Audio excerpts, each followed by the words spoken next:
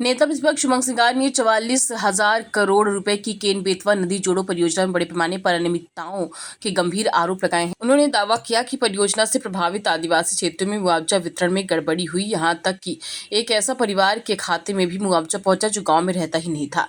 सिंगार ने जिला प्रशासन और छतरपुर कलेक्टर की भूमिका पर सवाल उठाते हुए जांच दबाने का आरोप लगाया है। साथ ही उन्होंने कहा कि परियोजना का निर्माण कर रही कंपनी से भाजपा को इलेक्टोरल बॉन्ड के जरिए 60 करोड़ रुपए का चंदा मिला, जिसके कारण सरकार प्रभावित किसानों और आदिवासियों की शिकायतों को नजरअंदाज कर रही है।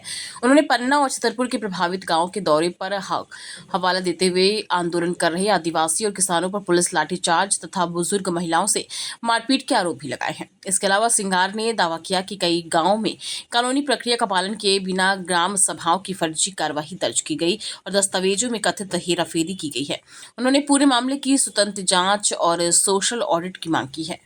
आरोप लगा रहे सर आप जी मुआवजे की गड़बड़ी का आरोप लगा रहे। देखिए, परियोजना 44,000 करोड़ की परियोजना है। 450 करोड़ के आसपास इन्होंने बांट दिया।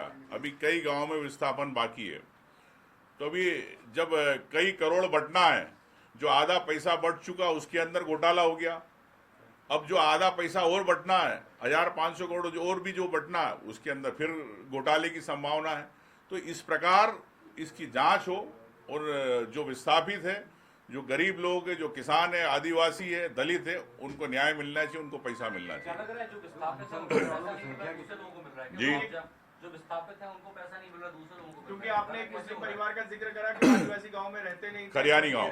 हाँ, हरियाली गांव, और फिर वहां से उनको मुआवजा दे दिया गया कोई खान तो वही मैं आपसे कह रहा हूँ कि जब वहाँ के आदिवासी, वहाँ के किसान जो विस्थापित है, पीड़ित है, वो जानकारी देना चाह रहे हैं, लेकिन प्रशासन सुनना नहीं चाहता, सरकार सुनना नहीं चाहती कि ये लोग इस गांव में रहते नहीं है, फिर भी इनको पैसा दे दिया गया।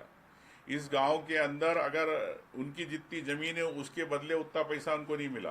पैसा कहाँ गया, किसकी जेब में गया, किसने खाया कमीशन, ये एक जांच का विषय है। इस पर सरकार को तत्काल जांच कराना चाहिए।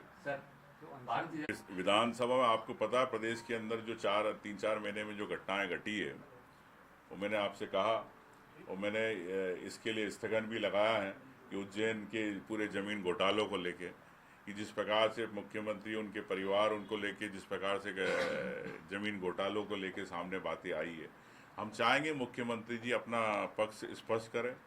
ये भी एक मुद्दा रहेगा। किसानों को लेके एक रहेगा, किसानों को चाहे गेहूँ खरीदी हो, मूंग खरीदी हो, जिस प्रकार से सरकार उनको सिर्फ वादा कर रही है लेकिन खरीदना नहीं चाहती। किसानों को लेके, खाद को लेके एक हम इस मुद्दे पे बात करेंगे। रही प्रदेश के अंदर बेरोजगारी है, बेरोजगारी को लेकर किस प्रकार से घोटाले होते रहे, आपने देखा हर परीक्षा घोटाला, व्यापम से लेकर आज तक, इन पे भी बात की जाएगी। अब चूंकि सत्र छोटा है, लेकिन हम चाहेंगे कि सरकार और माननीय हमारे विधानसभा अध्यक्ष जी से कि सत्र पूरा चले, ताकि प्रदेश के मुद्दे, जो मुद्दे अनछू है, वो भी आए, ताकि जनता की आवाज़ को न्याय मिल सके। सर मंत्री लखन पटेल का विभाग ले लिया गया ना, तो अभी तक सरकार है जीतने के लिए मेरे स्वाभाविक है कि रणनीति बनती है हर चुनाव को जीतने के लिए, और मैं समझता हूँ कि दतिया चुनाव रणनीति के तहत कांग्रेस पार्टी जीतेगी। अवधेश नायक से जो बातचीत हुई, इसमें बीजेपी के तमाम नेता पहुंच रहे। कल गोविंद सिंह राजपूत ने कहा कि सही मौका है, आप आ जाइए पार्टी में। आप लोगों से क्या बातचीत हो रही, क्या बीजेपी में तो नहीं जा रहे?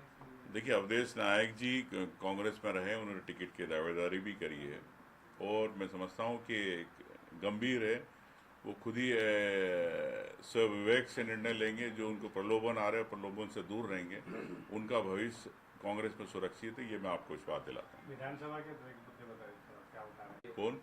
नरोत्तम मिश्रा का कहना है कि दतिया में हाईवे पे जो जाम लगा था, पुलिस का काम जाम खुलवाना था। पुलिस ने बीजेपी ऑफिस पर, बीजेपी के कार्यालय पे आंसू गैस के गोले दागे और गाड़ियां तोड़ी। इसके वीडियो फुटेज भी है। मैं इलाज अच्छे से करता हूँ,